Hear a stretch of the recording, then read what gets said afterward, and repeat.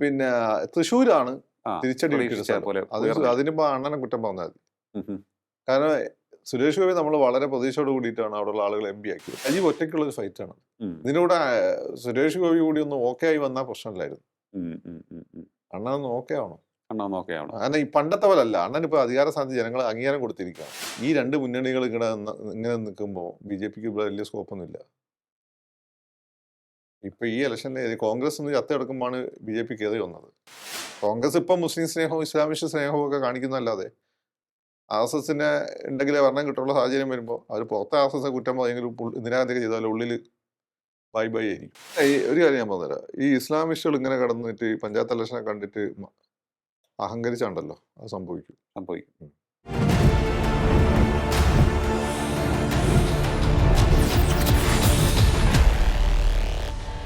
നമസ്കാരം, ടോക്കിംഗ് പോയിന്റിലേക്ക് സ്വാഗതം. തദ്ദേശ തിരഞ്ഞെടുപ്പിന് ശേഷം BJP ആത്മവിശ്വാസത്തിലാണോ?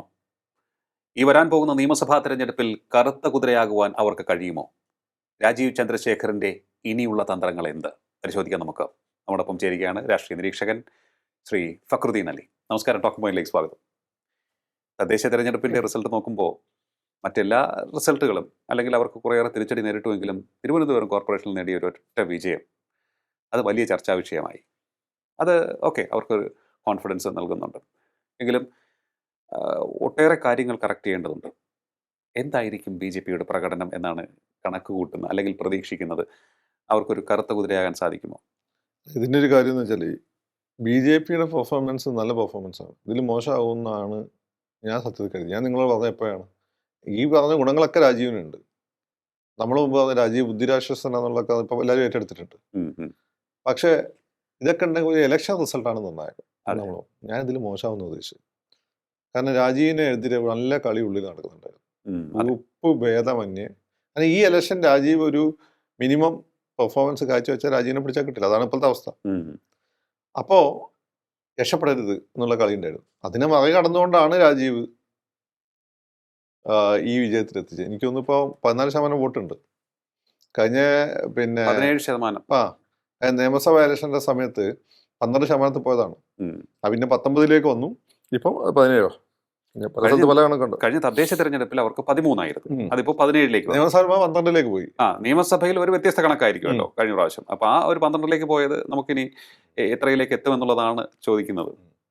അപ്പം അല്ല, അത് അവർക്ക് അതിനു മുമ്പ് അവർക്ക് 14 വരെ 15 വരെ നിയമസഭ ഇലക്ഷൻ കിട്ടിയിട്ടുണ്ട്. ലോക്സഭയിലാണ് 2014 കിട്ടിയിട്ടുണ്ട്.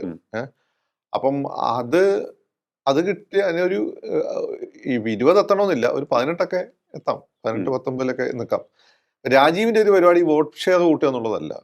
വോട്ട് ഷെയർ വേണേൽ 10% കുറഞ്ഞോട്ടെ, സീറ്റുകൾ അത് റിഫ്ലക്ട് ചെയ്യണമെന്നുണ്ട്. അത് ഓൾ കേരള അടിസ്ഥാനത്തിൽ റിഫ്ലക്ട് ചെയ്യണമെന്ന് രാജീവിന് നിർബന്ധമൊന്നുമില്ല. പ്രധാനപ്പെട്ട സ്ഥലങ്ങൾ റിഫ്ലക്ട് ചെയ്യണമെന്നുള്ളത് അത് റിഫ്ലക്ട് ചെയ്തിട്ടുണ്ട്. ഇപ്പൊ തിരുവനന്തപുരം കോർപ്പറേഷൻ ഞാൻ കിട്ടില്ലെന്ന് വിചാരിച്ചു. സത്യമാണല്ലോ, സത്യമാണ്. ഞാൻ നിങ്ങളെ പറഞ്ഞില്ല എന്താ കിട്ടില്ലെന്ന് വെച്ചാൽ അമ്മ അതിൽ അടിവലി ഉണ്ടായിരുന്നു. സുരേഷ് എന്നോട് വിളിച്ചു പറഞ്ഞു ഞങ്ങൾ ഇത്ര 50 എബോ പ്ലസ് കിട്ടും.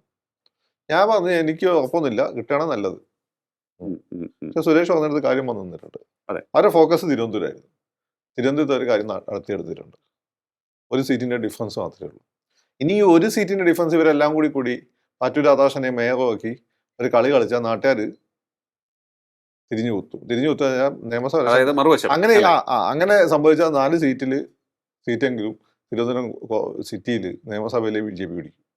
അതായത് ഇനിയിപ്പോ LDF-ഉം UDF-ഉം ചേർന്ന് ഇന്ത്യ മുന്നണി ഇവിടെ ഉണ്ടാക്കിയില്ലേ, സഖ്യം ഇവിടെ ഉണ്ടാക്കി പാറ്റൂർ രാധാകൃഷ്ണനെ മേയറുമാക്കി കഴിഞ്ഞാൽ ജനങ്ങൾ തിരിഞ്ഞു കുത്തും അല്ലെ? അവരുടെ ജനവിധിയല്ലേ കളിയാക്കുന്നത്. മാത്രമല്ല അത് ഗോവിന്ദൻ മാഷ് അതിനുള്ള ഒരു സാധ്യത റോൾ ഔട്ട് ചെയ്തിട്ടുണ്ട്. പാറ്റൂർ രാധാകൃഷ്ണൻ കഴിഞ്ഞ ശിവൻകുട്ടിനെ കണ്ടെന്നൊക്കെ അവിടെ ന്യൂസ് കണ്ടു. അപ്പം അതാണ് അതിന്റെ ഒരു കാര്യം. പിന്നെ രണ്ടാമത്തെ കാര്യം എന്ന് വെച്ചാൽ അവർ കോഴിക്കോട് കോർപ്പറേഷനിൽ അവർ സീറ്റുകൾ കാര്യമായിട്ട് കൂട്ടും. അത് അതിശയിപ്പിക്കുന്ന ഒരു കണക്കായി പോയി. 10 സീറ്റിലേക്ക് അല്ലെങ്കിൽ 13 സീറ്റിലേക്ക് വരിക എന്ന് പറയുമ്പോൾ കോഴിക്കോട് പല പോക്കറ്റിലേക്ക് അവർക്ക് കയറാൻ സാധിച്ചു. കയറാൻ പറ്റുന്നത് വളരെ ഇമ്പോർട്ടന്റ് ആണ്. പിന്നെ അവര് തൃശ്ശൂരാണ് തിരിച്ചടി പോലെ. അതിനിപ്പോ അണ്ണനെ കുറ്റം പറഞ്ഞാൽ മതി. കാരണം സുരേഷ് ഗോപി നമ്മൾ വളരെ പ്രതീക്ഷയോട് കൂടിയിട്ടാണ് അവിടെയുള്ള ആളുകൾ MP ആക്കിയത്. അദ്ദേഹം MP എന്ന രീതിയിൽ പെർഫോം ചെയ്യുന്നൊക്കെ ഉണ്ട്. ഒരുപാട് ആളുകൾ ജയിലിൽ നിന്നൊക്കെ മോചിപ്പിക്കുന്നു, പ്രൊജക്ടുകളൊക്കെ കൊണ്ടുവരുന്നു, പ്രൊജക്ട് ഇംപ്ലിമെന്റ് ചെയ്യാൻ സമയമാവുന്നുള്ളൂ. പക്ഷെ അദ്ദേഹത്തിന്റെ ചില ഡയലോഗ്സ് നെഗറ്റീവ് ഇംപ്രഷൻ ഉണ്ടാക്കിയിട്ടുണ്ട്. അതൊരു ഫാക്ടറാണ്. രണ്ടാമത്തെ കാര്യം എന്ന് വെച്ചാൽ ഈ BJPയുടെ കൂടെ ചിരിച്ചുകൊണ്ട് നിൽക്കുമ്പോഴും ക്രിസ്ത്യൻ വിഭാഗത്തിന് നല്ലൊരു പങ്കും ഉള്ളിൽ കൂടെ പണിഞ്ഞിട്ടുണ്ട് ബിഷപ്പുമാർ. കാരണം ഇവരെപ്പോഴും ഒരു വിശ്വാസത്തിലെടുക്കുന്നില്ല. കാരണം ആ കന്യാസ്ത്രീകളുടെ വിഷയം വന്നല്ലോ.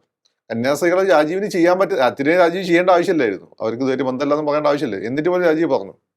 രാജീവ് പറഞ്ഞതിന് അവിടെ ഈ അനൂപ് പോയി ഇടപെട്ടുകൊണ്ടാണ് മോചിപ്പിച്ചത്, അല്ല വേറെ കാര്യം നടക്കില്ല അത്. പക്ഷേ ആ ഒരു വിഷയം കന്യാസ്ത്രീകളെ അറസ്റ്റ് ചെയ്തു എന്നുള്ള വിഷയം ഒരു വലിയ വിഷയമായി. കാര്യം രക്ഷപ്പെടുത്തിയെന്ന് നോക്കിയില്ല. മാത്രമല്ല അവിടെ കന്യാസ്ത്രീകളെ മതപരിവർത്തനം നടത്തുന്നില്ല എന്ന രീതിയിൽ രാജീവ് അസന്നിഗ്ധമായി പറഞ്ഞ RSS ചൊടിപ്പിച്ചു. അവിടെ മതപരിവർത്തനം ഫാക്ടറാണ് ഉണ്ട്.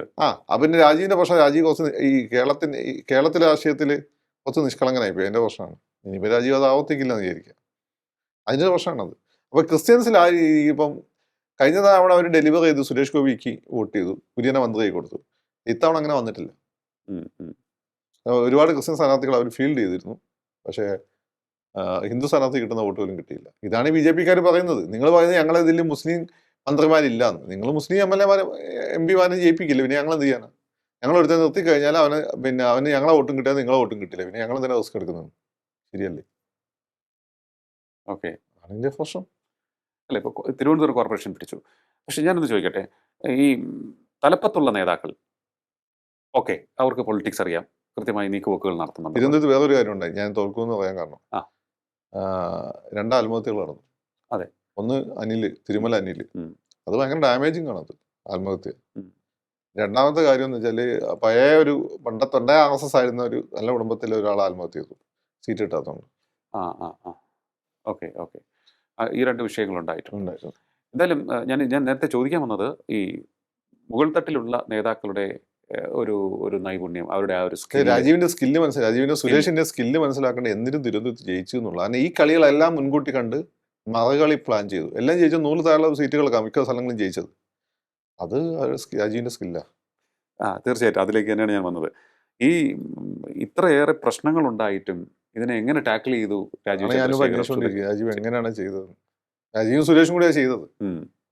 അതെങ്ങനെയാണ് എന്നുള്ളത് അന്വേഷിച്ചോണ്ടിരിക്കുക. ഒറ്റ സമയത്ത് തിരക്കാൻ ചോദിക്കണമായിരിക്കുക. എങ്ങനെയാണ് അവർ ചെയ്ത് നന്നാ പണി വേണ്ടി. ഞാൻ രാജീവിന്റെ പണി ഉള്ളിലാണ്, പുറത്തൊന്നും കാണില്ല. അതാ ഷൈൻലാലിനെ പണ്ട് സ്ഥാനാർത്ഥിയാക്കിയത് അങ്ങനെ തന്നെയാണല്ലോ. എപ്പോഴും രാജീവിന്റെ ക്യാമ്പിലുള്ള ആരോ തന്നെ വിളിച്ചു, രാജീവല്ല എന്നോട് ചോദിച്ചു എന്തൊക്കെയാണ് ചെയ്യാൻ. അപ്പൊ ആ തീരദേശ മേഖലയിലെ വോട്ടുകൾ സ്പ്ലിറ്റ് ചെയ്യാതൊന്നും പറ്റില്ല. അപ്പൊ അങ്ങനെയാണല്ലോ we are on the way എന്നാണ് അങ്ങനെ പറഞ്ഞത്. പിന്നെ ഞാൻ നോക്കുമ്പോൾ ഷൈൻലാല് വിമതനായി മത്സരിക്കുന്നു. അയാൾ BJP ന്യൂനപക്ഷ സെല്ലിന്റെ വലിയ നേതാവാണ്. അപ്പൊ രാജീവ് വന്നാൽ പണിയിലായിരുന്നു. അവിടെ രാജീവ് അവിടെയാണ് കോൺസെൻട്രേറ്റ് ചെയ്തത്. ആ കോവളം, എന്താണ് പാറശാല, ആ മണ്ഡലങ്ങളുണ്ടല്ലോ, അവിടെയാണ് രാജീവ് കോൺസെൻട്രേറ്റ് ചെയ്തത്. എഞ്ചിനീയറിംഗ് കൃത്യമായിട്ടുള്ള നീക്കുപോക്കുകൾ നടത്തി. രാജീവ് ഒറ്റയ്ക്കുള്ള ഒരു ഫൈറ്റാണ്. ഇതിനൂടെ സുരേഷ് ഗോപി കൂടി ഒന്ന് ഓക്കെ ആയി വന്നാൽ പ്രശ്നമില്ലായിരുന്നു. അണ്ണനൊന്ന് ഓക്കെ ആവണം. കാരണം ഈ പണ്ടത്തെ പോലെ അല്ല. അണ്ണൻ ഇപ്പൊ അധികാര സ്ഥാനത്ത് ജനങ്ങൾ അംഗീകാരം കൊടുത്തിരിക്കുകയാണ്. അപ്പൊ അണ്ണൻ കുറച്ചും കൂടി ജീവിതത്തിൽ അഭിനയിക്കാറില്ല. അണ്ണനായി നിൽക്കുന്നുള്ളതാണ് പോസിറ്റീവ് നെഗറ്റീവ്. പക്ഷെ ഇപ്പം കുറച്ച് അഭിനയിക്കേണ്ട സമയമാണ്. കുറച്ച് അഭിനയിക്കണം, കുറച്ച് വിനയവും അല്ലേ, സംസാരം, എല്ലാവരും കൂടെ ഒരു ഇൻക്ലൂസീവ്. നേരത്തെ നമ്മൾ പറയാറുണ്ടല്ലോ ഇൻക്ലൂസീവ് എന്നുള്ളൊരു വാക്ക്. അത് ഉത്തരവാദിത്തം കൂടുതൽ. എന്റെ ബാബ അധികാര സ്ഥാനത്തും ഉത്തരവാദിത്തം കൂടുതൽ. നീ അപ്പൊ എന്നോട് പറഞ്ഞൊരു കാര്യം, നീ എപ്പോഴും ഓരോ പദവി കയറുമ്പോഴും നിന്റെ സ്വഭാവം കൂടുതൽ വിനയമുള്ളതായിരിക്കും. എന്റെ ജീവിതത്തിൽ തന്നെ ഞാൻ പണ്ടങ്ങനെ ആളുകൾ മിണ്ടുന്ന ടൈപ്പൊന്നല്ല. ഇപ്പൊ നിങ്ങൾക്ക് അറിയാലോ തമാശ നടക്കുന്നത് എന്തുകൊണ്ടാണ്. നമ്മൾ മെച്ചൂർഡായി, ജേനിയിലെത്തി. അപ്പോൾ ഓരോ പൊസിഷൻ നമ്മളിപ്പം ഈ ചാനലിലൊക്കെ വന്നു തുടങ്ങി. അപ്പോൾ സ്വാഭാവികമായിട്ട് നമ്മൾ പണ്ടത്തെ ഇന്നാളെ മോനല്ലാതെ വിചാരിക്കുന്ന മനസ്സിൽ പിടിച്ച് നടക്കുന്നതിൽ കാര്യമില്ല. അല്ലാതെ പുറത്തേക്കുന്ന ആളുകൾക്ക് ഒരു പക്ഷെ അപ്പൊ കാണുമ്പോൾ തോന്നുന്നല്ലാതെ അതൊരു വാപ്പന്ന് എനിക്കന്ന് നല്ലൊരു ഉപദേശമായിട്ട് എനിക്ക് തോന്നിയിട്ടുള്ളത്. അതെ, എല്ലാ നേതാക്കളോടും അത് തന്നെയാണ് പറയാനുള്ളത്. അല്ലെ, നമുക്ക് ഓക്കെ, തിരുവനന്തപുരത്തെ തന്ത്രം. ഇനി രാജീവിന്റെ അടുത്ത തന്ത്രം എന്തായിരിക്കുക എന്നാണ്. ഈ തിരുവനന്തപുരത്ത് കൺസോളിഡേറ്റ് ചെയ്ത് വർക്ക് ചെയ്യുമായിരിക്കുമോ, അല്ലെങ്കിൽ ഈ നേരത്തെ പറഞ്ഞ ഈ സെലക്റ്റഡ് സ്ഥലങ്ങളുണ്ടായിരുന്നു തദ്ദേശ തിരഞ്ഞെടുപ്പിൽ, തിരുവനന്തപുരം ഏറ്റവും വലിയ ഒരു മേഖലയായിരുന്നു. അതുപോലെ കേരളത്തിൽ അങ്ങോളം ഇങ്ങോളം ഏതൊക്കെ മേഖലകളായിരിക്കും അദ്ദേഹം കൂടുതൽ കോൺസെൻട്രേറ്റ് ചെയ്ത് കൂടുതൽ ആൾക്കാർക്ക് ചാർജ് കൊടുത്ത് മുന്നോട്ട് പോകാനുള്ള? അതൊരു എ ക്ലാസ് മണ്ഡലങ്ങൾ തന്നെയായിരിക്കും. തിരുവനന്തപുരത്ത് 4 മണ്ഡലങ്ങൾ, തൃശ്ശൂർ. പക്ഷെ തൃശ്ശൂർ ഇപ്പോഴത്തെ കോമ്പിനേഷൻ വെച്ച് നോക്കുമ്പോൾ ഭയങ്കര ബുദ്ധിമുട്ടാണ്. പിന്നെ കാസർഗോഡ്, സെൻട്രൽ ട്രാവൻകൂർ കുറേ സ്ഥലങ്ങൾ അവർക്കുണ്ട്, ചെങ്ങന്നൂർ അങ്ങനെയുള്ള. അവിടെയൊക്കെയുള്ള നല്ല ഇപ്പം വേറെ തന്നെ ക്രിസ്ത്യൻ സ്ഥാനാർത്ഥികൾ നിർത്തിയത് തോറ്റെടുത്താണ്. കഴിഞ്ഞ തവണ അനിൽ ആന്റണിയും തോറ്റു. അത് വല്ല സുരേന്ദ്രൻ നിർത്തിയാൽ പോലും ചിലപ്പോൾ അവിടെ ജയിച്ചു പോയിരുന്നു. അപ്പം അങ്ങനെയുള്ള ചില പ്രശ്നങ്ങൾ. ഇപ്പൊ തിരുവല്ല അനൂപ് ആന്റണിക്ക് ഈ പ്രശ്നമില്ലാന്ന് തോന്നുന്നു. പക്ഷെ ബാക്കിയുള്ളവർക്കൊക്കെ ഈ പ്രശ്നം വരും. ഈ എ ക്ലാസ് മണ്ഡലങ്ങളായിരിക്കും മൂപ്പര് ശ്രദ്ധിക്കുക. അതിനിടയ്ക്ക് വേറൊരു ഫാക്ടർ പറഞ്ഞാൽ BDJS ഇന്നത്തെ BJPയുടെ വളർച്ചയ്ക്ക് ഒരു ഘടകമായിരുന്നു. അവർ വിൽക്കാൻ വിട്ടുപോകാൻ സാധ്യതയുണ്ട്. ഒന്നും BDJS ശക്തമല്ല, പക്ഷേ BDJSന് കുറച്ച് വോട്ടുണ്ട്. അപ്പം BDJS അവഗണിക്കുന്നു എന്നുള്ള ഫീൽ അവർക്ക് ഓൾറെഡി വന്നിട്ടുണ്ട്. ഇനി BDJSന് കൂടുതൽ കൊടുക്കുന്നു പറഞ്ഞ് അതിലുള്ള വേറൊരു വിഭാഗത്തിന് വേറെ പ്രശ്നമുണ്ട്. അത് ഇന്റേണലി വോട്ട് വരുന്ന ഒരു ഏരിയ ആണ് അത്. BDJS പോയി കഴിഞ്ഞാൽ ഈഴവർക്ക് പിന്നെ സംശയം തുടങ്ങും. കാരണം ഈഴവർ പണ്ടേ BJP ഒരു സവർണ പാർട്ടി എന്നുള്ള ഫീലുള്ളവന്മാരാണ്. അതിൽ വെക്കും സീരിയസ് എന്നോട് പലരും വന്നിട്ടുണ്ട്. അത് ആലപ്പുഴയൊക്കെ. അത് BDJS വന്നപ്പോഴാണ് അത് കുറച്ച് മാറി കിട്ടിയത്. അപ്പം BDJS വിട്ടു പോവുകയാണെങ്കിൽ അത് രാജീവിനെ മുടിക്കോലിരിക്കും. BDJSനെ തുടർന്നും ഒപ്പം നിർത്തണം. പക്ഷെ BDJS ഒക്കെ LDFിന്റെ കൂടെ പോകാൻ സാധ്യതയുണ്ട്.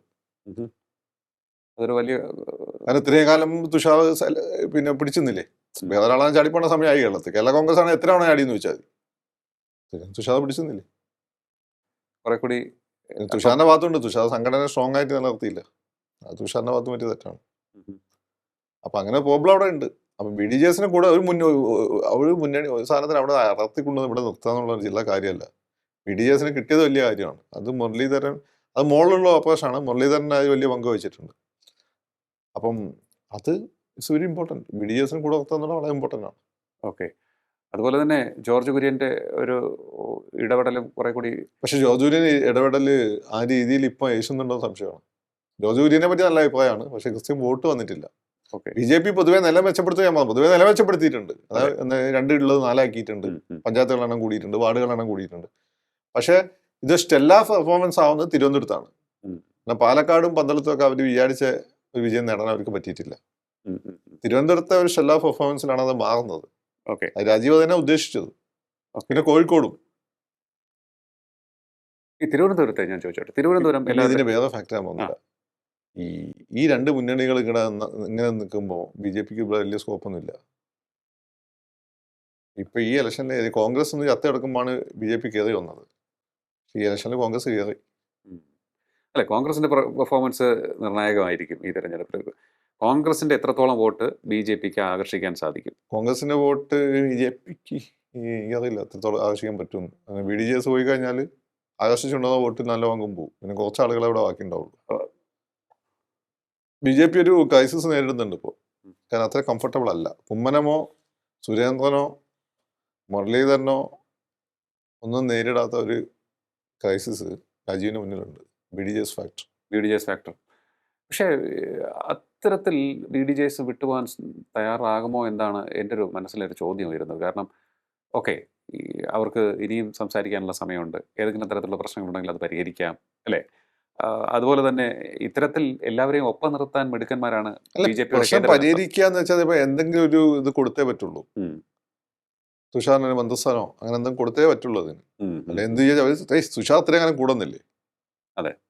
തുഷാറിന് പറ്റിയ അവസ്ഥ ഞാൻ മുമ്പ് നിങ്ങളെ പറഞ്ഞു. തുഷാർ സംഘടനയെ ശക്തമായി നിലനിർത്തിയില്ല.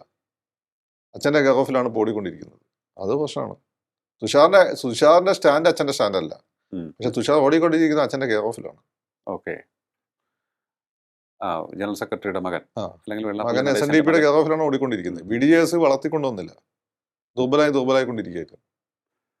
അതായത് BDJS സംവിധാനം കുറെ കൂടി ശക്തമാക്കാനും അതിന് ഇമ്മീഡിയറ്റ്ലി തുഷാറിന് എന്തെങ്കിലും കൊടുക്കണം. അങ്ങനെ പൈസേന്റെ ആവശ്യമില്ല. അറിയാലോ. അതെ. അങ്ങനെ വരുമ്പോൾ കൂടുതൽ ഊർജ്ജസ്വലതയോടുകൂടി BDJS പ്രവർത്തകർ വർക്ക് ചെയ്യും. അതേ അല്ലെ BJP പിന്നെയും ഒന്ന് തുടങ്ങേണ്ടതായിട്ട് വരും. ഇനി ക്രിസ്ത്യൻ വോട്ട് നമ്മളിപ്പം അനൂപിനെ കൊണ്ടുവന്നു, ഷോണിനെ കൊണ്ടുവന്നു, കുര്യനെ മന്ത്രിയാക്കി. പക്ഷെ ഇത്തവണ അത് പഞ്ചായത്തിൽ നമ്മൾ കണ്ടില്ല. നിയമസഭയിൽ എത്രത്തോളം ഉണ്ടാകുമെന്ന് അതൊരു ഫാക്ടറാണ്. ജയിക്കും എന്നുള്ള ഫീൽ അവർക്ക് വേണം. ജയിക്കുന്ന ഫീൽ BDJSും കൂടി വരുമ്പോൾ ജയിക്കും എന്നുള്ള ഫീൽ ഉണ്ടാക്കാൻ പറ്റുള്ളൂ. കാരണം ഇതിൽ ഒരുപാട് ഫാക്ടർ നടുവുണ്ട്.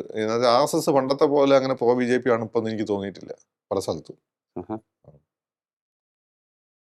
എവിടെ എന്തൊക്കെ ഒരു ഗ്യാപ്പ് വന്നിട്ടുണ്ട്. കാരണം അമിത്ഷായും മോഡി അതിനെക്കാട്ടും വലുത് കൂടിപ്പോയാൽ കഴിഞ്ഞ തവണ ലോക്സഭാ ഇലക്ഷന് പണി കിട്ടിയത് അതുകൊണ്ടാണ്. ഇപ്പോൾ ആ ഫാക്ടർ എവിടെയൊക്കെ വർക്ക് ചെയ്യുന്ന പോലെ ഒരു ഫീൽ എനിക്കുണ്ട്, ഗഡ് ഫീലിംഗ് ഉണ്ട്. RSSന് BJPന്റെ ആവശ്യമൊന്നുമില്ല. ഒരു കോൺഗ്രസിനെ വെച്ചാൽ ഒരു കാര്യം സാധിക്കും. കോൺഗ്രസ് ഇപ്പം മുസ്ലിം സ്നേഹവും ഇസ്ലാമിസ്റ്റ് സ്നേഹവും ഒക്കെ കാണിക്കുന്നതല്ലാതെ RSSന് ഉണ്ടെങ്കിലേ ഭരണം കിട്ടുള്ള സാഹചര്യം വരുമ്പോൾ അവർ പുറത്തെ RSS കുറ്റം പറയുമെങ്കിലും ഇന്ദിരാഗാന്ധിയൊക്കെ ചെയ്താലും ഉള്ളിൽ ബൈ ആയിരിക്കും. അത് അവർ മാത്രമല്ല, എല്ലാവരുടെ കാര്യം അതൊക്കെ. RSSനെ സംബന്ധിച്ച് അവർ രാഷ്ട്രീയ പാർട്ടി അല്ലല്ലോ. അതിന് കൃത്യമായ വോട്ടും ഉണ്ട്. ഇന്ത്യയിൽ മൊത്തം എടുത്തു നോക്കിയാൽ 20% വോട്ടെങ്കിലും ഉണ്ട് RSS. ഇവിടെ 5% വോട്ടുള്ളവന്മാരെ മുന്നിൽ കുനിയുന്ന ആളുകളാണ്. ഓക്കെ. അപ്പോൾ ആർ എസ് എസും ബി ജെ പിയും തമ്മിലുള്ള ബന്ധം ഏതെങ്കിലും എന്തോ ഒരു തരത്തിൽ പ്രശ്നം എനിക്ക് ഫീൽ ചെയ്യുന്നുണ്ട്. എന്തെങ്കിലും പണ്ടത്തെ പ്രശ്നം ഉണ്ടെങ്കിൽ സിങ്ക് അത് ആവുന്നില്ല എന്നൊരു തോന്നൽ എനിക്കുണ്ട്. എന്തെങ്കിലും പ്രശ്നം ഉണ്ടെങ്കിൽ അത് സോൾവ് ചെയ്യണം എത്രയും വേഗം, അല്ലേ? അത് എനിക്ക് തോന്നുന്നു ഈ ഈ എല്ലാ ആ ഒരു വിഷയം ഉണ്ടാകും ആർ എസ് എസിന്. അതായത് എല്ലാവരെയും കൂടെ നിർത്താൻ ശ്രമിക്കുന്നു, അതായത് ന്യൂനപക്ഷങ്ങളെയും. അതല്ല അവരുടെ പ്രശ്നം. അതല്ല. ഒന്നാമത്തെ പ്രശ്നം എന്ന് വെച്ചാൽ ആർ എസ് എസിനെ സംബന്ധിച്ചിടത്തോളം ഒന്നിപ്പം ഒന്നോ രണ്ടോ സ്ഥലത്തൊന്നും അല്ല ആർ എസ് എസ് സംഘടനാ സെക്രട്ടറി ഇല്ലാന്ന് തോന്നുന്നു ഇപ്പോൾ പല സ്ഥലങ്ങളിലും. രണ്ടാമത്തെ കാര്യം ആർ എസ് എസിനെ മറികടന്ന് മോഡി അമിത്ഷാ കാര്യങ്ങൾ ചെയ്യുന്ന ഒരു ഫീല് ഇപ്പോൾ വീണ്ടും വന്നിട്ടുണ്ടോ? ചെറുതായിട്ട്. പിന്നെ ഇതൊക്കെ പിന്നെ വെച്ചാൽ ഈ രാജീവിനെ പോലെയുള്ള ആളുകളെ അവരോട് ആദ്യം അങ്ങനെ കൺസൾട്ട് ചെയ്യാതെ പെട്ടെന്ന് കൊണ്ടുവരുന്നു എന്നുള്ള ഫീൽ. പക്ഷെ രാജീവാണ് ഏറ്റവും യോഗ്യൻ. അത് അവർക്കൊരു പ്രശ്നമാണ്.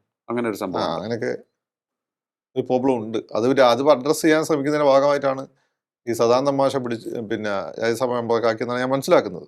ഓക്കെ. അപ്പൊ അങ്ങനെയുള്ള ഗുഡ് വിൽ ജസ്റ്റേഴ്സ് ഇനി തുടരണം, ഉന്മനത്തിനെ ഏൽപ്പിച്ചെടുക്കണം. ഓക്കെ. അല്ല, ആ കാര്യം അങ്ങനെയുള്ള കാര്യങ്ങളൊക്കെ ചെയ്യാൻ, അതായത് നീക്കുപോക്കുകൾ സുരേന്ദ്രൻ ഉൾപ്പെടെയുള്ള ആർ എസ് എസ് നേതാക്കന്മാർ ബി.ജെ.പി. നേതാക്കന്മാർ ആർ എസ് എസിലൂടെ വന്ന ആളുകളാണ്. പക്ഷേ ഈ അനൂപൊക്കെ ആർ എസ് എസിന്റെ ബാക്ക്ഗ്രൗണ്ടിൽ വന്ന എങ്കിൽ പോലും ആ രീതി വിസിബിൾ ആയിരുന്നില്ല. അതിന്റെ ഒരു പ്രശ്നമുണ്ട്. പിന്നെ രാജീവ് ആണെങ്കിൽ ബേസിക്കലി ബിസിനസ് തന്നെയാണ്. അപ്പൊ അതിന്റെ ഒരു പ്രശ്നം, അങ്ങനെ കുറച്ച് ഈഗോ പ്രശ്നമാണെന്ന് തോന്നുന്നു. പക്ഷെ എനിക്ക് തോന്നുന്നു ഈ രാജീവ് ചന്ദ്രശേഖറിന്റെ ട്രബിൾ ഷൂട്ടിംഗ് വളരെ വേഗത്തിൽ ചെയ്യാൻ സാധിക്കും. രാജീവ് എം പി ആയിരുന്ന സമയത്തൊന്നും ഇവർക്ക് ഒരു പ്രശ്നമായി എനിക്ക് തോന്നി. തിരുവനന്തപുരം മത്സരിക്കാൻ വന്ന സമയത്താണ് എനിക്ക് ഫീല് വന്നു തുടങ്ങിയത്. പിന്നെ ഇവിടെ പ്രസിഡന്റ് ആയ സമയത്ത് ഇല്ല, സങ്കീർണമായ കുറേയേറെ പ്രശ്നങ്ങൾ പരിഹരിക്കാൻ മനുഷ്യന്റെ മനസ്സല്ലേ. മനുഷ്യൻ ആർ എസ് എസ് എന്ന് പറഞ്ഞാൽ അവരുടെ ഒരു ഇസത്ത്, ഗർവ്, അന്തസ് വളരെ ഉയർത്തി പിടിക്കുന്ന പ്രസ്ഥാനമാണ്. അതാണ് അവരുടെ ബേസിക് സാധനം. ഓക്കെ. അപ്പൊ അതിനെ ബി.ജെ.പി. മറികടക്കുന്നു എന്ന് തോന്നിക്കഴിഞ്ഞാൽ അവർക്ക് പ്രശ്നമാണ്. ഇടയ്ക്ക് നേരത്തെ താങ്കൾ സൂചിപ്പിച്ച പോലെ തന്നെ അത് പണ്ടുണ്ടായിരുന്നു, നമുക്കറിയാം. കഴിഞ്ഞ ലോക്സഭാ തെരഞ്ഞെടുപ്പിന് മുൻപ് ഉണ്ടായിരുന്നു. അതിനുശേഷം പക്ഷേ അത് സോൾവ് ചെയ്യുന്ന പോലെ, പാച്ചപ്പ് ചെയ്യുന്നത് പോലെയുള്ള കുറേയേറെ. അതുകൊണ്ടാണ് പല സംസ്ഥാനങ്ങളും കിട്ടിയതും. മഹാരാഷ്ട്ര ഉൾപ്പെടെയുള്ള സംസ്ഥാനങ്ങൾ കിട്ടിയതുകൊണ്ടാണ്. കേരളത്തിൽ വരുമ്പോൾ ഇപ്പൊ ഈ ഒരു പ്രശ്നം ഉള്ളത് പോലെ എനിക്ക് തോന്നുന്നു. ആ ഒരു പ്രശ്നം പരിഹരിക്കേണ്ടിയിരിക്കുന്നു, എത്രയും വേഗം അഡ്രസ് ചെയ്യേണ്ടിയിരിക്കുന്നു. അപ്പോൾ BDJS പ്രശ്നം, RSSുമായിട്ടുള്ള എന്തെങ്കിലും പ്രശ്നം ഉണ്ടെങ്കിൽ അത് പരിഹരിക്കുക. ഈ വിഷയങ്ങൾ എത്രയും പെട്ടെന്ന് അഡ്രസ് ചെയ്യേണ്ടിയിരിക്കുന്നു. ഇവിടുത്തെ ഗ്രോത്തിന് അവിടെ അവരുടെ ഇടയിലുള്ള പ്രശ്നങ്ങൾ അത് വളരെ ഇമ്പോർട്ടൻ്റ് ആണ്. എനിക്ക് തോന്നുന്നു അതാണ് പലപ്പോഴും ഞാൻ ഇടയ്ക്ക് ചോദിക്കാൻ വന്നത്. മുകൾ തട്ടിൽ നല്ല നേതാക്കൾ, നല്ല തീരുമാനങ്ങൾ ശരിയായ ദിശയിലേക്ക് പോകുന്നു. പക്ഷേ അടിത്തട്ടിലേക്ക് എത്തുമ്പോൾ അത് കൃത്യമായി ഇംപ്ലിമെന്റ് ചെയ്യാൻ സാധിക്കുന്നില്ല എന്നൊരു ഫീൽ ഉണ്ടായിട്ടുണ്ട്. ഇതിപ്പോ സുരേഷ് നന്നായിട്ട് ഓടി നടന്ന് പണിയെടുത്തിട്ടുണ്ട്. ഗോപാലകൃഷ്ണൻ പണിയെടുത്ത പണി എനിക്കറിയാം. ഗോപാലകൃഷ്ണൻ പല വിളിച്ച സമയത്ത് തലശ്ശേരിയോ എന്നൊക്കെ ആയിരുന്നു. പക്ഷെ അങ്ങനെ പണിയെടുക്കണം. നമ്മൾ പേഴ്സണൽ ഇൻട്രസ്റ്റ് അവിടെ മാറ്റി വെക്കണം. ഓക്കെ. അങ്ങനെയാണ്. പിന്നെ പെട്ടെന്ന് ക്രിസ്ത്യാനികൾ വോട്ട് ചെയ്യില്ല എന്ന് വിചാരിച്ചിട്ട് ഒഴിവാക്കുകയും വേണ്ട. പതുക്കെ പറ്റുള്ളൂ. അതാണ്. CK ചന്ദ്രപ്പനോട് ആരോ CPIക്ക് എല്ലാ സ്ഥലത്തും CPM സീറ്റ് കൊടുത്തില്ലായിരുന്നു. എല്ലാ ജില്ലകളിലും ഉള്ളായിരുന്നു. അപ്പോൾ CK ചന്ദ്രപ്പൻ അന്ന് ഏതോ ഒരു എന്താന്നുള്ളത് പുറത്തു പോയ സമയത്ത് ഇരിക്കൂര്, വയനാട് ലോക്സഭ ഇതൊക്കെ CK ചോദിച്ചു മേടിച്ചു. CPIക്ക് എന്തിനു വഴി ഇവിടെ ജയിക്കില്ലല്ലോ. അപ്പോൾ CK പറഞ്ഞ മറുപടി വെച്ചാൽ എല്ലാ കാലത്തും ഒരേപോലെ ആയിരിക്കില്ല. അതിന്റെ ഗുണമുണ്ടായി. പല സ്ഥലത്ത് ജയിക്കുന്നതിൻ്റെ അടുത്തെത്തി, ഒരു സ്ഥലത്ത് 1-2 സ്ഥലത്ത് ജയിച്ചു. അവിടെയൊക്കെ പ്രസൻസ് ഉണ്ടാക്കാൻ CPIക്കാർക്ക് പറ്റി. അതുപോലെയാണത്. ക്രിസ്ത്യൻ കമ്മ്യൂണിറ്റി ഇങ്ങനെ ഒരു ബാക്ക്ലാഷ് ഉണ്ടായെന്ന് വിചാരിച്ചിട്ട് ഒഴിവാക്കൊന്നും വേണ്ട. അത് പതുക്കെ ഉള്ളൂ. ശ്രമം തുടരാം. ക്രിസ്ത്യാനിക്ക് ഈ ആർ എസ് എസിന് ഈ പറഞ്ഞ BJP ആവശ്യമില്ല എന്ന് പറയുന്ന പോലെ ക്രിസ്ത്യാനിക്ക് ഇവിടെയുള്ള ഒരു രാഷ്ട്രീയ പാർട്ടീനെ അവർക്ക് ആവശ്യമില്ല. അവരവരുടെ കാര്യം നടക്കും. ഇപ്പോഴത്തെ ലോകത്തുള്ള ജനാധിപത്യ സംവിധാനത്തിൽ ക്രിസ്ത്യാനിക്ക് ഒരു രാഷ്ട്രീയ സംവിധാനത്തിന്റെ ആവശ്യമില്ല. അവർക്ക് അവരുടെ കാര്യം നടക്കും. ആ ഒരു ടാക്ടിക്സ് ആണ് അവർക്കുള്ളത്. അതൊരു വേറെ പാരലൽ സിസ്റ്റമാണ്. ഗ്ലോബൽ സിസ്റ്റമാണ്. പിന്നെ കത്തോലിക്ക സഭ ഗ്ലോബലാണ്. ഈ പെന്തക്കോസ്ത് സഭകൾ എല്ലാവരും ഗ്ലോബൽ സെറ്റപ്പിന്റെ ഭാഗമാണ്. Okay, yes. ആ ഒരു രീതിയിൽ യെസ്, മനസ്സിലായി. അപ്പോൾ എന്തായാലും അത്തരത്തിലുള്ള നീക്കങ്ങൾ എനിക്ക് തോന്നുന്നു വളരെ ഇൻട്രസ്റ്റിംഗ് ആയിട്ടുള്ള ഒരു രീതിയിലേക്ക് പോവുകയാണ് കേരള പൊളിറ്റിക്സ്. ഇപ്പോൾ BJPക്ക് നിലനിൽക്കണമെന്നുണ്ടെങ്കിൽ ഇത്രയേറെ പ്രശ്നങ്ങൾ, അവർക്ക് ഈ ട്രബിൾ ഷൂട്ടിംഗ് നടക്കേണ്ട സമയമാണിപ്പോൾ. പിന്നെ ടാക്ടിക്കലായിട്ട് CPM-ആയിട്ട് ഒരു ബന്ധം ഉണ്ടാവും എന്ന് പറയാൻ പറ്റില്ല. ചിലപ്പോൾ അതും ഉണ്ടാവാം. അതിലേക്കാണ് ഞാൻ വന്നുകൊണ്ടിരുന്നത്. ഇപ്പോൾ ഓക്കെ, അല്ല, ഒരു കാര്യം ഞാൻ പറഞ്ഞുതരാം. ഈ ഇസ്ലാമിസ്റ്റുകൾ ഇങ്ങനെ കടന്നിട്ട് പഞ്ചായത്ത് ഇലക്ഷനെ കണ്ടിട്ട് അഹങ്കരിച്ചാണ്ടല്ലോ, അത് സംഭവിക്കും. അപ്പോൾ ആ തീവ്ര നിലപാടുള്ളവരുടെ അഹങ്കാരം ചില ബാന്ധവങ്ങൾക്ക് സാഹചര്യം ഒരുക്കുകയാണ് എന്നാണ് പറയുന്നത്. അതായത് അതിപ്പോ CPM സമ്മതിച്ചില്ല പോലും ഇവർ വോട്ട് ചെയ്താൽ എന്ത് ചെയ്യും? ഉം, ഇവർക്ക് നല്ല വോട്ടുണ്ട് ഇവിടെ. ഇവര് പണ്ട് കോൺഗ്രസിന് വോട്ട് വിറ്റോണ്ടിരുന്ന ആളുകളാണല്ലോ, അറിയാലോ. അത് അവർ തന്നെ അഡ്മിറ്റ് ചെയ്താൽ മരാവതി തിരിച്ച് CPM വോട്ട് ചെയ്താൽ അവർക്ക് എന്താ? അവർക്ക് RSS ഞാൻ പറഞ്ഞില്ല, എന്തിനാ അവരുടെ കാര്യം നടത്താൻ അറിയാം. അത്രേ ഉള്ളൂ. അത്രയേ ഉള്ളൂ. ആ ലക്ഷ്യത്തിലേക്ക് പോകുമ്പോൾ അല്ലേ, ലക്ഷ്യത്തിലേക്ക് എത്തണം. ലക്ഷത്തിലേക്ക് തരാൻ അത്രേ ഉള്ളൂ. അപ്പോൾ ഇവിടെ BJP-യെ കൂടുതൽ കരുതേണ്ടത് കോൺഗ്രസ് ആണ്, UDF ആണ്. കൂടുതൽ കരുതിയാൽ അവർക്ക് കൊള്ളാം, ഇല്ലെങ്കിൽ അവരുടെ തകർച്ചയിലേക്ക് ആയിരിക്കും അവർ പണ്ട് ഈ 50s 60s പറഞ്ഞ കാര്യമുണ്ട്. കേരളത്തിൽ ആര് ഭരിക്കണമെന്ന് തീരുമാനിക്കാൻ മുസ്ലിം ലീഗിന് പറ്റിയായിരുന്നു. മുസ്ലിം ലീഗിന് അത്രയും വോട്ട് ഉണ്ടായിരുന്നു. മുസ്ലിം ലീഗ് അന്ന് 50s ഒരു മുന്നണിയിൽ എടുക്കുകയില്ലായിരുന്നു. ഇന്നത് ഒരു 90s കൂടി അത് BJP-ക്കാണ്. മോന്തേട്ടന്റെ സമയം തൊട്ട് അത് RSS BJP-ക്കാണ്. അവർക്ക് സ്വയം ജയിക്കാൻ പറ്റുന്ന മറ്റുള്ളവരെ ചാൻസസ് അവർക്ക് സ്പോയിൽ ചെയ്യാൻ പറ്റും. ശ്രീ BP മുകുന്ദന്റെ കുറേയേറെ ബുദ്ധിപരമായ അല്ലെങ്കിൽ തന്ത്രപരമായ നീക്കങ്ങൾ അതാണ് വ്യക്തമാക്കുന്നത്. അവർക്ക് സ്പോയിൽ ചെയ്യാൻ പറ്റും. അവരെ സംബന്ധിച്ചിടത്തോളം ഈ വോട്ട് വാക്കുന്നത് പുതിയ കാര്യമൊന്നുമില്ല. അതായത് പൈസ മേടിച്ച് തന്നെ മുമ്പ് ചെയ്തിട്ടുണ്ട്, മരാവതിയൊക്കെ പറഞ്ഞിട്ടുണ്ട്, അല്ലാതെയും ചെയ്തിട്ടുണ്ട്. അവരെ സമയം നിങ്ങളെ ബോധ്യപ്പെടുത്തി നിങ്ങളെ തുല്യം ചേർത്തി കിട്ടേണ്ട ഒരാവശ്യം അവർക്കില്ല. അപ്പോൾ എന്തായാലും രാജീവ് ചന്ദ്രശേഖറിന് മുന്നിൽ ഒട്ടേറെ കാര്യങ്ങളുണ്ട്, അത് ചെയ്തു തീർക്കാൻ ഉള്ള സമയം വളരെ കുറച്ചുമാണ്. എങ്കിലും എനിക്ക് തോന്നുന്നു അദ്ദേഹം ഒരു രണ്ട് രീതിയിൽ പോകും.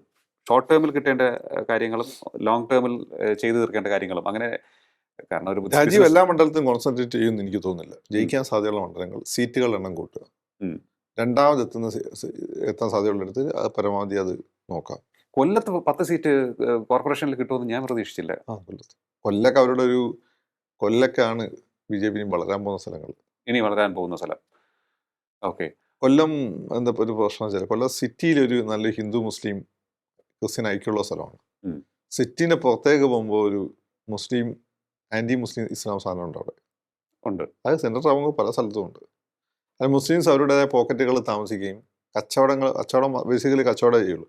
ഒരു ഇൻക്ലൂസീവ് അല്ല, അവർ എക്സ്ക്ലൂസീവായിട്ട് ജീവിക്കുന്നു. മറ്റുള്ളവർക്ക് അവരോട് വിരോധാനം, നല്ല കാറ്, ഗൾഫ് പണം, വലിയ പള്ളികൾ, നല്ല സുന്ദരികളായ പയ്യന്മാരും പെൺപിള്ളേരും, ഇതൊക്കെ ഒരു ഫാക്ടറാണ്. അപ്പം ഇത് പക്ഷേ തിരുവനന്തപുരത്തിൻ്റെ ഉൾനാടുകളിലില്ല. തിരുവനന്തപുരത്തിൻ്റെ ഉൾനാടുകൾ ഇപ്പോൾ നിങ്ങളവിടെയൊക്കെ ക്ഷേത്രങ്ങൾ ഉത്സവത്തിന് മുസ്ലിംസും ഹിന്ദുസും ഒക്കെ മുമ്പ് എത്രത്തോളം ഉണ്ടെങ്കിൽ അറിയില്ല, ഒരുമിച്ചായി നടത്തിക്കൊണ്ടിരുന്നത് ആറ്റിങ്ങൽ അങ്ങോട്ടൊക്കെ. പക്ഷേ കൊല്ലത്തൊക്കെ എത്തുമ്പോൾ അത് പത്തനംതിട്ട, കോട്ടയം, ആലപ്പുഴയൊക്കെ എത്തുമ്പോൾ ഈ ഒരു പ്രശ്നമുണ്ട്. ആലപ്പുഴ സിറ്റിയിലില്ല, ഗ്രാമങ്ങളിൽ ഈ ഒരു വിടവ് വളരെ ശക്തമാണ്. ഈ വിടവിൽ എപ്പോൾ സാമ്പത്തികമാണ് ഇതിൻ്റെ ഫാക്ടർ, അസൂയ ഒരു ഫാക്ടറാണ്. അവിടത്തേക്ക് മൺസ് CPM അങ്ങ് ഇവരൊക്കെ CPM-ന് വോട്ട് ഔട്ട് ചെയ്യാം, പിണറായിനെ ഇല്ലാതാക്കണം എന്നൊക്കെ ആഗ്രഹിക്കുമ്പോൾ ഇവർ സ്വന്തം കടക്കൽ എത്തിവെക്കുന്ന പരിപാടിയാണത്. അതൊരു വലിയ വിഷയമാണ്. അതൊരു വിഷയമാണ്. ഒരു എവല്യൂഷന്റെ പാതയിലാണോ കേരള രാഷ്ട്രീയം?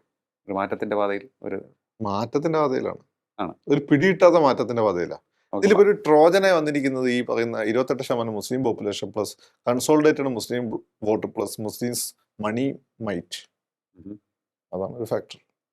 അതെങ്ങനെ വർക്ക് ചെയ്യും എന്നുള്ളതാണ്. അതെങ്ങനെ ഇപ്പം എന്നോട് ഒരാൾ വന്നിട്ട് ഈ ഷാഫിനെ മലബാറിലേക്ക് ആവശ്യപ്പെട്ടതാണ്. അപ്പോൾ ഞാനത് വിശ്വസിച്ചിരുന്നില്ല. കാരണം ഷാഫി തന്നെ നമ്മളവിടെ ഇഷ്ടം പോലെ നല്ല കോൺഗ്രസ് കുടുംബങ്ങളുണ്ട് മുസ്ലിം. പക്ഷെ ഇപ്പം നോക്കുമ്പോണ്ടല്ലോ ഈ ഇലക്ഷനിലുള്ള മലബാറിലെ കോൺഗ്രസിന്റെ പെർഫോമൻസ് വെച്ച് നോക്കുമ്പോൾ അയാൾ പറഞ്ഞതിൽ കാര്യമുണ്ട്. ഇതെങ്ങനെ അഡ്രസ് ചെയ്യും എന്നുള്ളതാണ് പ്രശ്നമാണ്. രണ്ടാമത്തെ കാര്യം എന്ന് വെച്ചാൽ അൻവർ എന്നുള്ള വിഷയം. അൻവറിന്റെ പ്രധാനപ്പെട്ട പ്രശ്നം എന്തായിരുന്നു? സ്വർണ്ണക്കള്ളക്കടത്ത് പിടിക്കുന്നു എന്നുള്ളത്. അപ്പോൾ അതൊരു ഫാക്ടറാണ്. പിണറായി വിജയൻ അത് അംഗീകരിച്ച് ഇതൊക്കെ കൊടുക്കാൻ പറ്റും. അത് നേരിട്ട് പറയാൻ പറ്റുന്നത് പോലീസുകാർ സ്വർണം കക്കുന്നു എന്നാക്കി. ഇതൊരു വിഷയമാണ്. വേറൊന്ന് ഞാൻ ചോദിച്ചോട്ടെ, ഈ തിരുവനന്തപുരം, കൊല്ലം ജില്ലകളിലൊക്കെ തന്നെ കുറേയേറെ മാറ്റങ്ങൾക്ക് അല്ലെങ്കിൽ ചില നീക്കുപോക്കുകൾക്ക് സാധ്യതയുണ്ട് എന്ന്. ശശി തരൂരിനെ, NK പ്രേമചന്ദ്രനെ പോലെയുള്ള പ്രമുഖരായ നേതാക്കളെ UDF-ന്റെ ചുറ്റുപാടിൽ നിന്നും പുറത്തെത്തിക്കാനുള്ള ശ്രമം നടക്കുന്നു എന്ന് പറഞ്ഞാൽ അങ്ങനെയൊക്കെ കേൾക്കുന്നുണ്ട്. അത് ശരിയാണോ? ഇപ്പൊ ഇനി ശരിയാവാൻ സാധ്യതയുണ്ടോ? അല്ല, അതൊക്കെ ഉണ്ടാവും. രാഷ്ട്രീയത്തിലൊക്കെ ഉണ്ട്. പിണറായി ഞങ്ങൾക്ക് അറിഞ്ഞൂടായിട്ടാ എന്താ BJP-യുടെ കാര്യമാണ് ചോദിക്കുന്നത്. BJP ശ്രമിക്കുന്നുണ്ടാവും. പക്ഷെ പ്രേമനൊന്നും RSP ഒന്നും അങ്ങനെ എളുപ്പത്തിൽ നിങ്ങൾ സ്വാധീനിക്കാൻ പറ്റിയ ആളുകളല്ല. നിങ്ങൾ സംസാരിക്കുന്നു, മോഡിനെ കണ്ടുവച്ചിരിക്കുന്നു എന്ന് വിചാരിച്ച് നിങ്ങൾ നാളെ കൂടി ചാടി വരുമെന്ന് പ്രതീക്ഷിക്കരുത്. ഇനി ഇസ്ലാമിസ്റ്റുകൾ കുത്തി അപ്പുറത്താക്കിയില്ലെങ്കിൽ കൊള്ളാം. ഇവിടാണ് സംഭവിക്കുന്നത്. ഞാൻ പറഞ്ഞുതരാം. എൻ്റെ ഒരു സുഹൃത്തുണ്ട്. ഭയങ്കര സയന്റിഫിക് ആയി ചിന്തിക്കുന്ന ആളാണ്. എന്നോട് തന്നെ ചിലപ്പോൾ പറയുന്നത് നിങ്ങളുടെ നിലപാടുകൾ ശരിയല്ല. അത്രത്തോളം നാഷണലിസ്റ്റ് ആണെന്ന് പറയുന്ന ഒരാളാണ്. ഉം. അയാൾ സയന്റിഫിക് ആയി ചില കാര്യങ്ങൾ പറഞ്ഞിട്ട് അയാളെ പിടിച്ച് ഇപ്പോൾ ആർഎസ്എസ്കാരനാക്കിയിരിക്കുകയാണ്. അത് ശരി. എന്താണ് പറഞ്ഞത്? അയാൾ പ്രപഞ്ചവുമായിട്ട് ബന്ധപ്പെട്ട ദൈവമായിട്ട് ബന്ധപ്പെട്ട ചില ഡിബേറ്റുകളാണ്. ആഹാ. ഇവർ പറയുന്നത് ദൈവമുണ്ട്, അങ്ങനെ വന്ന് അങ്ങനെയല്ല, നിങ്ങൾ മണ്ടത്തരാ പറയുന്നത്. ഇല്ലാത്തതുണ്ട് എന്ന് തെളിയിക്കലല്ല ശാസ്ത്രം, ഉള്ളതിന്റെ വിശദീകരണം കൊടുക്കലാണ്. മനസ്സിലാക്കിയതിന് വിശദീകരണം കൊടുക്കലാണ്. ഒന്നവിടെ ഇല്ലാന്ന് വിചാരിച്ച് അത് ഉണ്ട് എന്നതിന് അർത്ഥമില്ല. ഉള്ള സാധനത്തിന് നമുക്ക് പറയാം. ഇനി അതുണ്ട് എന്ന് നിങ്ങളാണ് തെളിവ് കൊണ്ടുവേണ്ടത് എന്നാണ് അദ്ദേഹം പറഞ്ഞത്. അത് അങ്ങനത്തെ പിടിച്ച് ഇസ്ലാമോഫോബിക് ആക്കി. നടക്കട്ടെ ഇതെല്ലാം കൂടി കേട്ട് എൻ്റെ തല പെരുക്കുകയാണ്. നടക്കട്ടെ. ഇത് ഞാനെന്താ പറയുന്നത്, ഇവര് കൈവിട്ട് കളിയാണ് കളിക്കുന്നത്. ഏതവനായി ഈ കളി കളിക്കുന്നത്? ഇവന്റെ അജണ്ട എന്താണെന്ന് മനസ്സിലാവുന്നില്ല. ഇതൊന്നും ഒരു ദിവസം കൊണ്ട് യൂട്യൂബിൽ വെറുതെ ഉണ്ടായി അല്ലെങ്കിൽ പക്ഷേ ഫേസ്ബുക്കിൽ അതാണ് ഈ ഒരു ദിവസം കൊണ്ട് ഫേസ്ബുക്കിൽ യൂട്യൂബിൽ ഉണ്ടാവുന്നല്ല. ഇതിന് പിന്നെ തലയുണ്ട്, തലയിലുണ്ട് ചില, അല്ലെങ്കിൽ ഒരു കൂട്ടം തലകൾ ഉണ്ടാവും. കൂട്ടം തലകളുണ്ട്. ബംഗ്ലാദേശിൽ ഇപ്പൊ ഉണ്ടാക്കിയ ഈ കയോസ് ഉണ്ടാക്കിയ പോലുള്ള തലകളുണ്ട്. ഓക്കെ. അത് വലിയ അപകടത്തിലെ കമ്മ്യൂണിറ്റിയെ നയിക്കുക. അതാണ് എൻ്റെ പേടി. വലിയ കമ്മ്യൂണിറ്റി അങ്ങനെ നയിക്കപ്പെട്ട് കഴിഞ്ഞാൽ കേരളം ജീവിക്കാൻ പറ്റുന്ന അവസ്ഥ ഉണ്ടാവും. കേരളം ഈ 2-3 അത്യാവശ്യമുള്ള സ്ഥലമാണ്. ഹിന്ദു, മുസ്ലിം, ക്രിസ്ത്യൻ. അതാണ് നമ്മുടെ കേരളം ഇതുവരെ ഇത്തരത്തിലൊരു സാഹചര്യം. വലിയൊരു കോസ്റ്റ് ലൈനാണ്. അതെ, ആയുധങ്ങൾ എളുപ്പം കടത്തിക്കൊണ്ടുവരാം. മുസ്ലിം മാത്രമല്ല, ആർക്കും കടത്തിക്കൊണ്ടുവരാം. വൾണറബിൾ ആണ്. അതാണ് പ്രശ്നം. പിന്നെ ഈ ഡിവൈഡ്, എക്കണോമിക് ഡിവൈഡ്. മുസ്ലിംസ് ഗൾഫിൽ പോയി കഷ്ടപ്പെട്ട് പോയി കാശ് ഉണ്ടാക്കിയിട്ടുണ്ട്. ഹിന്ദുസിന്റെ ഇടയിൽ നായന്മാരുള്ളത് നശിക്കും പോയി ഇഴവരാണ് അവർ വിചാരിച്ചൊരു വളർച്ച. എലീറ്റ് ഇഴവൻ ഉണ്ടായെന്നല്ല, താഴെ തട്ടിലുണ്ടായിട്ടില്ല. ഈ അസൂയ ഒരു ഫാക്ടറാണ്. ദളിതർ ഇപ്പോഴും കോളനികളിലാണ്, വിനായകനെ പോലെ. അവരെ ഏതെങ്കിലും രംഗത്ത് വന്ന് അവർ പ്രതികരിച്ചു കഴിഞ്ഞാൽ അവരെ അതോട് കൂടിയിട്ട് വൃത്തികെട്ടവനായി ചിത്രീകരിക്കും. വിനായകൻ നേരിടുന്ന പ്രശ്നം അതല്ലേ? അയാൾ ജീവിച്ച സാഹചര്യം നിങ്ങൾക്കറിയോ? ആ സാഹചര്യത്തിൽ വന്ന് അയാൾ ആ രീതിയിൽ റിയാക്ട് ചെയ്യുന്നത് നിങ്ങൾക്ക് മനസ്സിലാക്കാൻ പറ്റില്ല. അത് എന്നിട്ട് അയാളെ പിടിച്ച് ഭ്രാന്തനാക്കുക. ഇത്തരത്തിലുള്ള സാഹചര്യങ്ങളെ ദുരുപയോഗം ചെയ്യാൻ നേരത്തെ പറഞ്ഞതുപോലെ ചില ശക്തികളുണ്ട്. അവിടെയൊക്കെയാണ് മമ്മൂക്കനെ കണ്ടുപിടിക്കേണ്ടത്. വിനായകനെ ഹീറോ ആക്കി മമ്മൂക്ക സിനിമ എടുത്ത്, മമ്മൂക്ക ഇല്ലേ? അതാണ് മുസ്ലിംസ് കണ്ടുപിടിക്കേണ്ടത്. എനിക്ക് തോന്നുന്നു അതിനുശേഷം വിനായകനൊരു പക്വതയൊക്കെ വന്ന പോലെ. ശരി, അയാൾ ഉള്ളിൽ അയാൾ അനുഭവിച്ച കാര്യങ്ങളുണ്ട്. അയാൾ സ്കൂളും കോളേജും വരേക്ക് പോയിട്ടൊന്നുമില്ല. അയാൾ ഭയങ്കര കലാകാരനാണ്. ഞാനിവരോട് പറഞ്ഞപ്പോൾ നിങ്ങൾ മമ്മൂക്കനെ കണ്ടുപിടിക്കും. അപ്പോൾ ഈ ഡിവിസീവ് ഫാക്ടർ കേരള പൊളിറ്റിക്സിനെ വലിയ രീതിയിൽ സ്വാധീനിക്കാം. കേരളത്തെ ബാധിക്കുകയാണെങ്കിൽ കേരള പൊളിറ്റിക്സിനെ സ്വാധീനിക്കും. ഓക്കെ, എന്തായാലും ഇങ്ങനെ ഒരു സാഹചര്യം നിലനിൽക്കുകയാണ്. അവിടെയാണ് രാജീവ് ചന്ദ്രശേഖറിൻ്റെ പടയോട്ടം. ഞാൻ അവസാനിപ്പിക്കുന്ന മുമ്പ് ചോദിച്ചോട്ടെ, ഇപ്പോൾ നടക്കാൻ പോകുന്ന, ഇമീഡിയറ്റ് ആയിട്ട് നടക്കാൻ പോകുന്ന നിയമസഭാ തെരഞ്ഞെടുപ്പിൽ രാജീവ് ചന്ദ്രശേഖർ ഈ തദ്ദേശ തെരഞ്ഞെടുപ്പിൽ ഉണ്ടാക്കിയതുപോലെയുള്ള ഒരു നേട്ടം ഉണ്ടാക്കാൻ ഈ തദ്ദേശ സ്വയംഭരണ തെരഞ്ഞെടുപ്പിന്റെ ഒരു റിസൾട്ട് നിങ്ങൾ എടുത്തു വെക്കാം. BJP കേന്ദ്രങ്ങൾ തന്നെ, എന്നുവെച്ചാൽ BJPയുടെ അടുത്ത് നിൽക്കുന്ന യൂട്യൂബ് ചാനലുകളെല്ലാം തന്നെ ഇത് വലിയ വിജയമൊന്നല്ല എന്നും ശരിക്കും പരാജയമാണെന്നും പിന്നോട്ടടിയാണെന്നും എഴുത്തി തീർക്കാനുള്ള ബോധോപായ ശ്രമം നടക്കുന്നുണ്ട്. അതെന്തിനാണ്? ശ്രദ്ധിച്ചു നോക്ക്, യൂട്യൂബൊക്കെ എടുത്തു നോക്ക്. എന്തിനാ? അതായത് ചോദിച്ചു, എന്തിനാണ്? ഇതത്ര മോശമല്ല. അതെ, തിരുവനന്തപുരം കോർപ്പറേഷൻ പിടിക്കുന്നു, എല്ലായിടത്തും സീറ്റുകൾ വർദ്ധിപ്പിക്കുന്നു. പിന്നെ എന്തുകൊണ്ട്? രാജീവ് ചന്ദ്രശേഖരനെതിരെയുള്ള നീക്കമായിരിക്കും ആണ്. പിന്നെ ഈ പറഞ്ഞ ക്രിസ്ത്യാനികൾക്ക് കൂടുതൽ ഇമ്പോർട്ടൻസ് കൊടുക്കുന്നതിനുള്ള വെറുപ്പും വിരോധം. ഓക്കെ, റിസൾട്ട് ഉണ്ടാക്കിയിട്ടും രാജീവിനെ ക്രൂശിക്കാൻ ശ്രമിക്കുകയാണ്. RSSകാരല്ല, RSSകാർ ബന്ധപ്പെട്ട് നിൽക്കുന്നു എന്ന് പറയുന്നവർ. ഓക്കെ, നോക്ക്, എടുത്തോക്ക്. യൂട്യൂബ് ചാനലുകളൊക്കെ എടുത്തു നോക്ക്. ഇതൊരു വിജയമല്ല, തിരുവനന്തപുരത്തിന്റെ തിളക്കം മാത്രമേ ഉള്ളൂ. പറ്റെങ്കിൽ തിരുവനന്തപുരത്ത് ഇന്ന് പ്രാർത്ഥിക്കുകയും ചെയ്യുന്നുണ്ട്. തിരുവനന്തപുരത്ത് പറ്റെങ്കിൽ മേയർ സ്ഥാനം കിട്ടാതെ പോട്ടെ. നമുക്കത് ഇടയിൽ കൂടെ കേട്ടാൽ മനസ്സിലാവും. വൈ അതാണ് ഇവിടെ രാജീവ് ചന്ദ്രശേഖർ നേരിടുന്ന വെല്ലുവിളി എതിരാളികളിൽ നിന്നല്ല, സ്വന്തം പാളയത്തിൽ നിന്നാണ് കൂടുതൽ ശക്തി. കേരളത്തിലെയും പിടിച്ചൊന്നില്ലേ? അതാണ്. അപ്പൊ മോഡി ഹാപ്പി ആയിരിക്കും. മോഡി ഇപ്പോഴും പറയുന്നത് കേരളമാണ്. സുരേഷ് ഗോപി ചോദിച്ചപ്പോൾ ഇടക്കിടക്ക് പറയുന്നുണ്ട്. തിരുവനന്തപുരം കിട്ടിയപ്പോൾ ഇടക്കിടക്ക് അങ്ങനെ പറയുന്നുണ്ട്. ഇനിയിപ്പോൾ മോദി തിരുവനന്തപുരത്ത് വന്ന് വികസന രേഖ അവതരിപ്പിക്കുകയാണ് എന്നുണ്ടെങ്കിൽ വലിയൊരു അതൊരു കാറ്റലിസ്റ്റ് ആവില്ലേ? തിരുവനന്തപുരത്തേക്ക് മെറിറ്റ് നോക്കി വോട്ട് ചെയ്യുന്ന ആളുകളാണ്. ഇവിടെയുള്ള അധികം ആളുകളും ഭരത്തന്മാരല്ലേ. ഇവിടെ തിരുവനന്തപുരത്ത് നിങ്ങൾ വരുന്ന ആളുകൾ മഹാഭൂരിപക്ഷം ഭരത്തന്മാരാണ്. പക്ഷെ അത് അവരൊക്കെ ഇവിടെ നിന്ന് വെച്ചു തോന്നുന്നുണ്ടോ? തിരുവനന്തപുരത്തേക്ക് ഗുണമെന്ന് വെച്ചാൽ അവർ കഴിവിന് അംഗീകരിക്കും. ഈ ലോകത്തുള്ള എല്ലാവരും തിരുവനന്തപുരത്തേനെ കുറ്റം പോയി. പക്ഷെ ഇവന്മാരൊക്കെയാണ് ഫ്രോഡുകൾ. തിരുവനന്തപുരത്തിന് അങ്ങനെ വലിയ ഫ്രോഡ്. അവരെ ആരും നോക്കി നടക്കുന്ന ആളുകളാണ്. പിന്നെ കഴിവിന് അവരെ അംഗീകരിക്കണം, മനസ്സ്. ഓക്കെ, അപ്പോൾ എന്തായാലും ഒരു ശക്തമായ നീക്കം രാജീവ് ചന്ദ്രശേഖറിന്റെ ഭാഗത്ത് നിന്ന് തന്ത്രപരമായൊക്കെ തന്നെ ഉണ്ടാകും. പക്ഷേ ആ തന്ത്രം അദ്ദേഹം എനിക്കൊന്ന് 360 ആംഗിളിൽ പ്രയോഗിക്കേണ്ടിയിരിക്കുന്നു തോന്നുന്നു. രാജീവ് വിജിലന്റ് ആണ്. വിജിലന്റ് ആണ്. രാജീവിന് ഇതൊക്കെ അറിയാം. കേന്ദ്ര നേതൃത്വത്തെയും അദ്ദേഹം കാര്യം ബോധ്യപ്പെടുത്തിയിട്ടുണ്ടാകും അല്ലേ? അപ്പൊ കേന്ദ്ര നേതൃത്വം ശക്തമായ ഒരു ഇടപെടൽ അക്കാര്യത്തിൽ ഞാൻ ചോദിച്ചോട്ടെ, ഈ സ്വന്തം പാളയത്തിൽ നിന്നുണ്ടാകുന്ന നേരത്തെ പറഞ്ഞ ദ സോ കോൾഡ് നീക്കങ്ങളൊക്കെ തന്നെ രാജീവ് ചന്ദ്രശേഖരനെതിരെ തിരിയുന്നുണ്ട്. ഇവരൊക്കെ തന്നെ ഈ RSS നേതൃത്വത്തെയും സ്വാധീനിച്ച് രാജീവ് ചന്ദ്രശേഖർ നമുക്ക് പറ്റിയ ആളല്ല എന്ന രീതിയിൽ ഉള്ള ഫീഡ്ബാക്ക് കൊടുക്കാനും ശ്രമിക്കുന്നുണ്ടോ? ഇതിന്റെ കാര്യം ബാക്കി രാജീവ് ഒഴിച്ച് ബാക്കി എല്ലാവരും RSSകാരാണ്. രാജീവും ഷോണും ഒഴിച്ച് ബാക്കി എല്ലാവരും RSSകാരാണ്. ഓക്കെ. അതിൽ സുരേഷ് അല്ലെങ്കിൽ അനൂപ് അങ്ങനെയുള്ള ചില ആളുകളുടെ അകമഴിഞ്ഞ സപ്പോർട്ടാണ് ഗോപാലകൃഷ്ണൻ രാജീവിന് കിട്ടുന്നുള്ളൂ എന്നാണ് എനിക്ക് തോന്നുന്നത്. ചില ആളുകൾ ഉപദ്രവിക്കുന്നില്ല, ചില ആളുകൾ ഉപദ്രവിക്കുന്നുണ്ട്. രാജീവിന്റെ ഒന്നും കംപ്ലൈന്റ് പറയാൻ പറ്റില്ല, പറയേണ്ട അടുത്തിലേ പറയുള്ളൂ. അല്ലെ നിങ്ങളെ വിളിച്ച് വന്നിട്ട് എല്ലാവരും ഉണ്ട്. ഇത് മൈനോറിറ്റി മണ്ടന്മാർക്കാണ് മനസ്സിലാവാത്തത്. ഞാൻ നാളെ നിങ്ങളെ ചർച്ചയെ പറഞ്ഞതാണ്, രാജീവ് പോയി കഴിഞ്ഞാൽ പകരം അവരേതെങ്കിലും ഏറ്റവും സെക്യുലർ ആയിട്ട് ലിബറൽ ഫേസിന് വിജയിക്കാൻ പറ്റില്ലെങ്കിൽ അടുത്ത പരീക്ഷണം ഏറ്റവും വെനമസ് ആയിട്ടുള്ള ആളായിരിക്കും. അത് അതേ ആളെ പിടിക്കാനും പറ്റും. ഏതോ ഒരു പള്ളി, ഏതോ ക്രിസ്ത്യൻ പള്ളി മുസ്ലിം പള്ളി എടുത്ത് വിവാദം ഉണ്ടാക്കിയാൽ മതി. അല്ല ശബരിമല വെളുത്ത കറുത്ത പാവരസ്വാമി എന്നൊക്കെ വന്ന് പ്രശ്നം ഉണ്ടാക്കിയാൽ മതി. അത്തരത്തിലുള്ള വളരെ അനാരോഗ്യകരമായ രീതിയിലേക്ക് കൊണ്ടുപോകാൻ സാധ്യതയുള്ള BJP അത് സക്സസ്ഫുൾ ആയി ഇന്ത്യയിൽ നടത്തി ജയിപ്പിച്ച ആളുകളാണ്. അവർക്കത് എളുപ്പമാണ്. പക്ഷെ അവരിപ്പോൾ എടുക്കുന്ന ആ ലൈനല്ല, അതുള്ളതാണ്. അപ്പൊ അത് കാണാതെ പോയി കഴിഞ്ഞാൽ ഉണ്ടാകുന്ന പ്രശ്നം എന്ന് വെച്ചാൽ ഈ നേതാക്കന്മാരൊക്കെ ദുബായിലും ഖത്തറിലും ഒക്കെ ഇരുന്ന് സൂഹിക്കും. ഇവിടെയുള്ള പാവങ്ങളാണ് അനുഭവിക്കേണ്ടി വരിക. ഓക്കെ. ഈ വെനമസ് ആയിട്ടുള്ള നേതാക്കളുടെ താളത്തിനൊത്ത് തുള്ളുന്ന അണികളായിരിക്കും അനുഭവിക്കുക അല്ലേ? എന്തായാലും BJPയെ സംബന്ധിച്ചിടത്തോളം, രാജീവ് ചന്ദ്രശേഖരനെ സംബന്ധിച്ചിടത്തോളം കഴിഞ്ഞ തദ്ദേശ സ്വയംഭരണ തിരഞ്ഞെടുപ്പിൽ നേടിയത് വളരെ വലിയ വിജയം തന്നെയാണ് എന്ന് പറയുവാൻ മടിക്കുന്നവർ, ആ വിജയത്തെ ഇകഴ്ത്തിക്കാട്ടുന്നവർ അദ്ദേഹത്തിനെതിരെ ഒളിയമ്പുകൾ എയ്യുകയാണ്. ഇത്തരക്കാർ രാജീവ് ചന്ദ്രശേഖരനെ തകർക്കുവാനുള്ള ശ്രമം നടത്തുന്നു. പക്ഷേ രാജീവ് ചന്ദ്രശേഖരന്റെ തന്ത്രങ്ങൾക്ക് വലിയ വിജയം ആണ് കേരളത്തിലെ പൊതുസമൂഹം നൽകിയത് എന്ന് പറയുവാൻ കൂടി ഈ ചർച്ച ആഗ്രഹിക്കുകയാണ്.